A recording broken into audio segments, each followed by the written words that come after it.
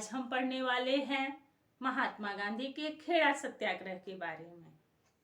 खेड़ा सत्याग्रह, महात्मा गांधी जब चंपारण सत्याग्रह कर रहे थे उसी समय उन्हें अहमदाबाद मिल मजदूरों का पत्र मिलता है और खेड़ा के किसानों का भी पत्र मिलता है। अहमदाबाद केस को सुलझा लेने के बाद महात्मा गांधी सरदार वल्लभ भाई पटेल को खेड़ा भेजते हैं वहां के किसानों की समस्या को देखने के लिए।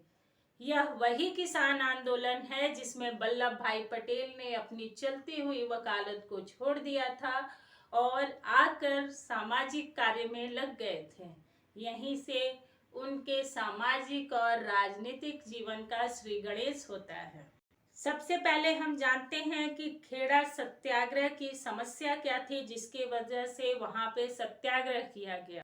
1918 में भयंकर अकाल के कारण खेड़ा की किसानों की उपज नहीं हुई होती है। अंग्रेजों के द्वारा बनाए गए अकाल संहिता के हिसाब से अगर अनाज 1/4 से कम हुआ है तो उनसे लगान नहीं वसूला जाएगा, लेकिन अंग्रेजी सरकार अपने ही द्वारा बनाए गए नियम का पालन नहीं कर रही थी और वो किसानों से जबरदस्ती लगान वसूल कर रही थी।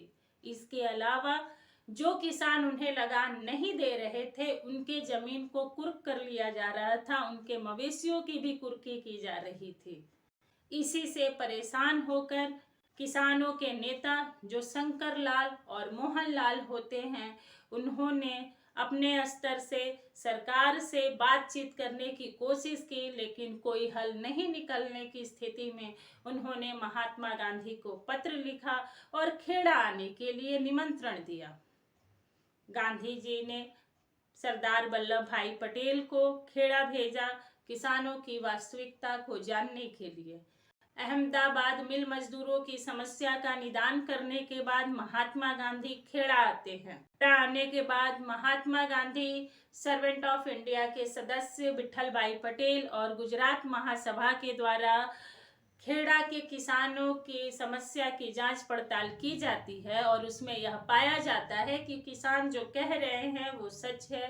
वास्तव में इस वर्ष अनाज की उपज कम हुई है। गांधी जी के द्वारा सरकार को बताया जाता है कि वह किसानों की समस्या पर ध्यान दे। इस समय किसान बुरी स्थिति में हैं, लेकिन सरकार के द्वारा किसी भी बात का कोई जवाब नहीं दिया जाता है। तब विवश होकर गांधी जी किसानों को सविनय अवज्ञा करने की सलाह देते हैं। सविनय अवज्ञा क्या है? बहुत ही विनम्र होकर सरकार की आज्ञा का पालन न करना। महात्मा गांधी के द्वारा भारत में किया गया यह पहला सविनय अवज्ञा आंदोलन होता है। सविनय अवज्ञा के तहत यह डिसाइड किया जाता है कि किसान सरकार को लगान नहीं देंगे, लेकिन गांधी जी इसमें कुछ बदलाव करते हैं और वो कहते हैं कि जो किसान सक्षम हैं वो सरकार को लगान दे सकते हैं और जो गरीब किसान है वो अपना लगान ना दे सरकार को। गांधी जी के खेड़ा में किए गए सत्याग्रह को देखते हुए अंग्रेज सरकार यह तय करती है कि ठीक है, सिर्फ उन्हीं किसानों से लगान लिया जाएगा जो किसान लगान देने में सक्षम हैं और उन किसानों से लगान नहीं लिया जाएगा जो किसान गरीब हैं। इस तरह से महात्मा गांधी का खेड़ा में सत्याग्रह सफल हो जाता है। खेड़ा सत्याग्रह में महात्मा गांधी के सहयोगी हैं वल्लभ भाई पटेल, महादेव देसाई। अब मैं आपको बताती हूँ प्याज चोर की कहानी, जो कि इसमें फेमस कहानियों में से एक है। क्या होता है कि सत्याग्रह के दौरान गांधी जी यह कहते हैं कि हम एक काम करते हैं, जितने भी खेत सरकार के द्वारा कुर्क कर लिए गए हैं उनमें से हम अनाज को उखाड़ कर ले आते हैं और यह सरकार को जताने की कोशिश करते हैं कि हम आपकी बातों को नहीं मान रहे हैं। तो मोहनलाल पांड्या के द्वारा जाकर प्याज के खेत में से प्याज को उखाड़ कर ले आया जाता है। इसके बाद जब यह बात सरकार को पता चलती है तो उन्हें गिरफ्तार कर लिया जाता है।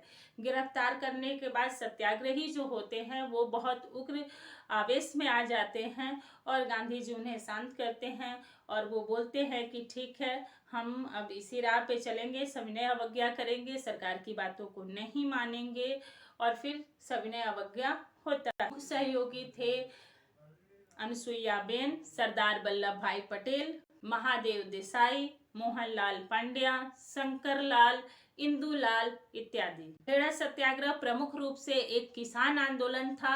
अगर यह क्वेश्चन पूछा जाए कि भारत में महात्मा गांधी के द्वारा किया गया प्रमुख किसान आंदोलन कौन सा था, तो वो होगा खेड़ा सत्याग्रह। पहले कि मैं ये वीडियो खत्म करूं, मैं आपको एक जानकारी देना चाहती हूँ कि आगे आने वाले जितने भी कॉम्पिटिटिव एग्जाम हैं लाइक बीपीएससी, तो उसकी मैं तैयारी नेक्स्ट वीक से लाइव आकर करूंगी। आप मेरे चैनल से जरूर जुड़िए ताकि आप अपने जीके की तैयारी बेहतर तरीके से कर सके और जीके में जितने भी आर्ट्स सब्जेक्ट होते हैं like history, political science, geography इत्यादि की तैयारी मैं आपको लाइव आकर दूंगी। धन्यवाद।